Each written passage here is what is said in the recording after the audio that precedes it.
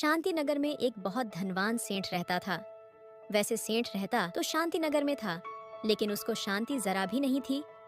गांव वालों के साथ साथ उसके घर काम करने वाले नौकर भी इससे परेशान थे।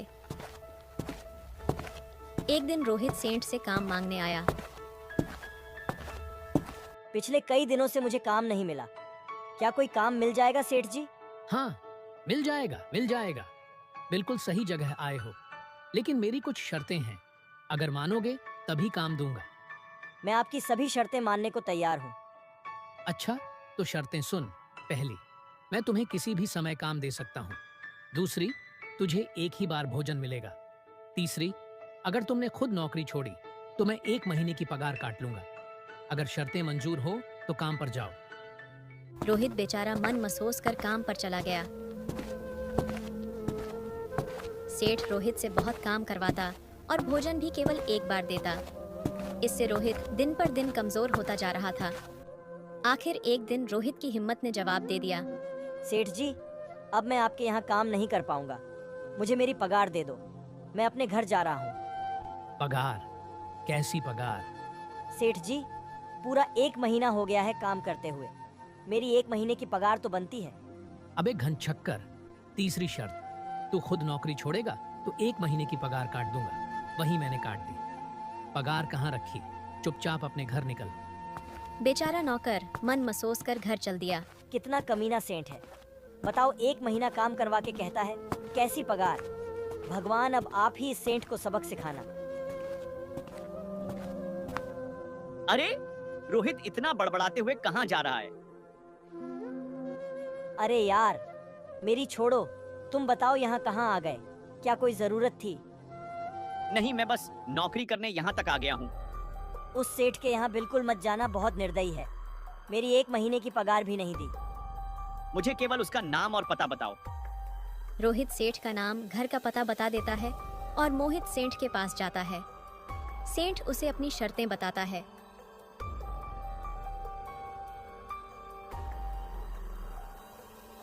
ठीक है सेठ जी, मुझे आपकी शर्त मंजूर है, लेकिन मेरी भी एक शर्त है। अगर आपने मुझे नौकरी से निकाला तो आपको मुझे 5 महीने की पगार देनी होगी। मुझे मंजूर है। मोहित सेठ के घर काम करने लगता है। सेठ मन ही मन कहता है, पहले 1 महीने काम करके दिखा, फिर लेना 5 महीने की पगार। तुझे 1 महीने से पहले ना भगा दिया तो मेरा नाम सेठ लालचंद नहीं। अब फंसे हो लालचंद के चक्कर में।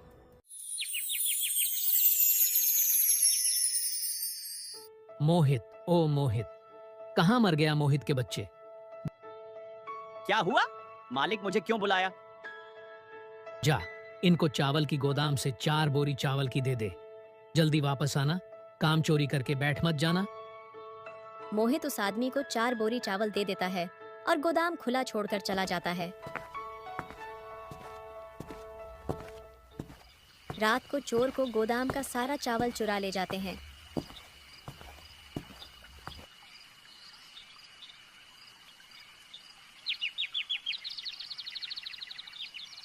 मोहित के बच्चे, कल तूने गोदाम बंद की थी या नहीं?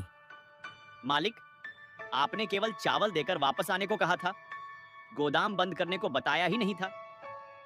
सेठ अपना माथा पकड़कर बैठ जाता है। उसका लाखों का नुकसान हो गया।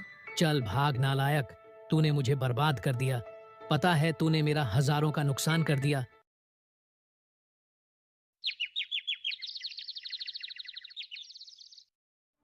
मोहित, ओ मोहित, कहाँ मर गया?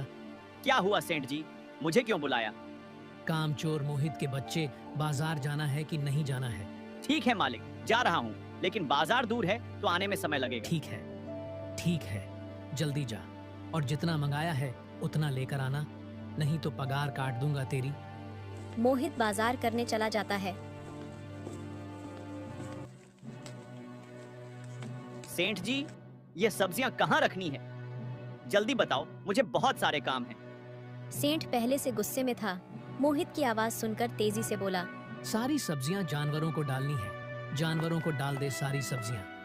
यह इतना बेवकूफ नौकर मिला है मुझे कि इसे यह भी पता नहीं सब्जियां तो रसोई में ही रखी जाती हैं। आपने उस पागल नौकर से क्या बता दिया? वह सारी सब्जियां जानवरों को डाल आया। कहता है कि मालिक ने कहा है। इस नौकर ने तो मेरी नाक में दम कर रखा है। अब इसे सबक सिखाना पड़ेगा। सेंट मोहित को भगाने का उपाय सोचने लगता है। ऐसा करता हूँ कि इसे बाग में लकड़ी काटने को भेजता हूँ। अब धूप में दिन भर लकड़ी काटेगा तो सारी अकल ठिकाने आ जाएगी। अपनी योजना पर सेंट बहुत खुश हुआ और मोहित के पास गया। कहाँ जा रहे हो मोहित? सेठ जी, जानवरों को पानी पिलाने जा रहा हूँ।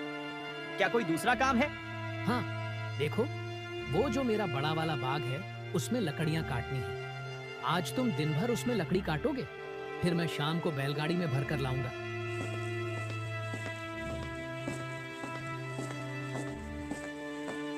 आज तो इस सेंट को ऐसा सबक सिखाऊंगा कि जीवन भर नहीं भूलेगा।